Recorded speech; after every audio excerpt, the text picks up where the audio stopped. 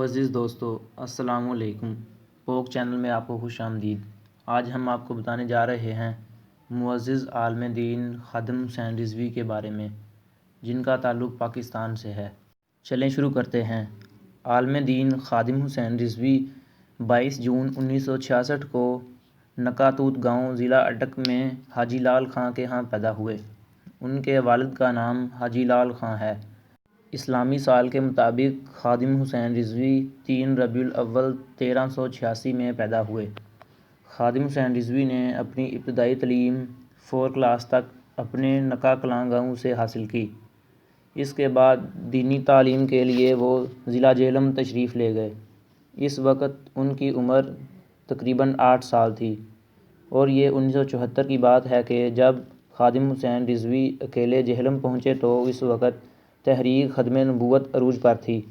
اس کی وجہ سے جلسے جلوس اور پکڑ دھکڑ کا عمل چل رہا تھا۔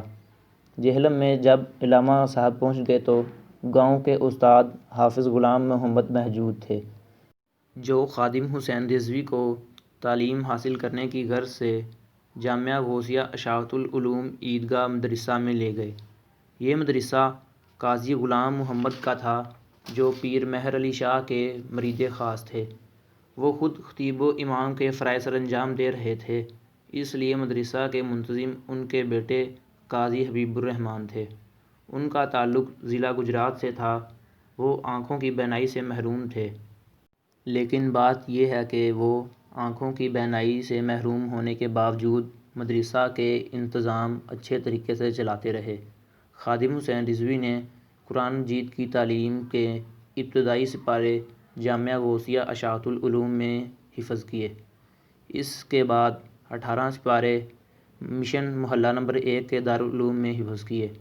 اس کی وجہ کچھ یوں ہے کہ مدرسہ میں موجود علامہ صاحب کے گاؤں کے ایک لڑکے نے، جس کا نام گل محمد ہے، اس نے کسی بات پر باورچی کو مارا تھا۔ مدرسے کے باورچی کو اچھی خاصی چوٹیں آئیں، جس کی وجہ سے آپ کو قرآن کی تعلیم حاصل کرنے کے بعد 1980 میں مزید تعلیم حاصل کرنے کے لیے لاہور چلے گئے۔ لاہور مدرسہ میں 8 سال تعلیم حاصل کرنے کے بعد 1988 میں فارغ التحصیل ہو گئے۔ قرآن پاک حفظ کرنے کے بعد درس نظامی کی تعلیم حاصل کی۔ درس نظامی کی تعلیم حاصل کرنے کے ساتھ ساتھ علامہ خادم حسین رضوی نے احادیث کی بھی تعلیم حاصل کی۔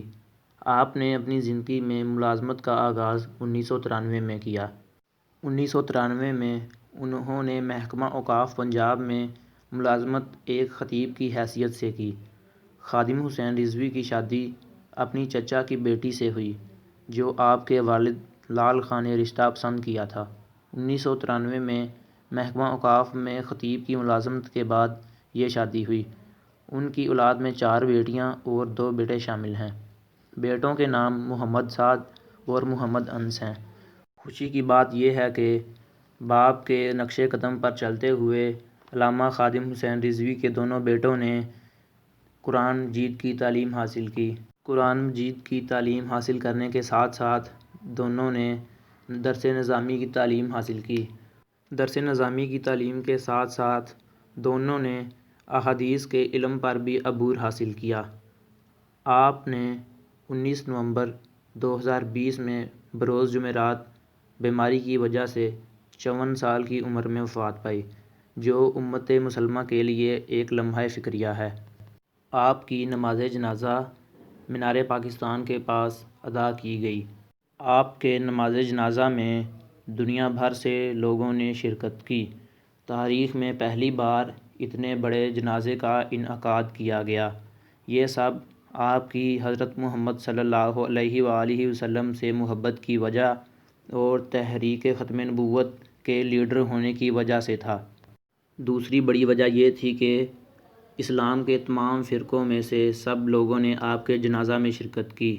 وجہ یہ ہے کہ آپ امت مسلمہ کو ایک ساتھ اور اکٹھا دیکھنا چاہتے تھے اور ختم نبوت کے معاملات میں بڑھ چڑھ کر حصہ لیتے۔ آپ کے سیاست میں آنے کی بڑی وجہ یہ ہے کہ جب غازی ممتاز حسین کو ایک ناپاک گستاخ رسول پر قاتلانہ حملہ کرنے کی وجہ سے پھانسی دے دی گئی، آپ نے اس عمل کو روکنے کے لیے اور اس کی مذمت کرنے کے لیے حکومت کے خلاف آواز اٹھائی، جس سے یہ بات واضح ہوتی ہے کہ علامہ خادم حسین رضوی دنیاوی معاملات میں دلچسپی نہیں رکھتے تھے، کیونکہ ان کی تعلیمی اسناد میں صرف درس نظامی احادیث اور قرآن مجید کی اسناد شامل ہیں۔ اور دوسری بات یہ ہے کہ آپ نے دنیاوی تعلیم حاصل نہیں کی۔ تیسری بات یہ ہے کہ آپ اسلام کی مذہبی جماعت تحریک لبیک پاکستان کے بانی تھے، جو کہ گستاخانِ رسول کے خلاف عمل درآمد کرنے کے لیے بنائی گئی۔ آج کے لیے اتنا ہی، ملتے ہیں اگلی ویڈیو میں۔ اللہ حافظ۔ پلیز میرے چینل کو سبسکرائب کریں، ویڈیو کو لائک کریں اور شیئر کریں۔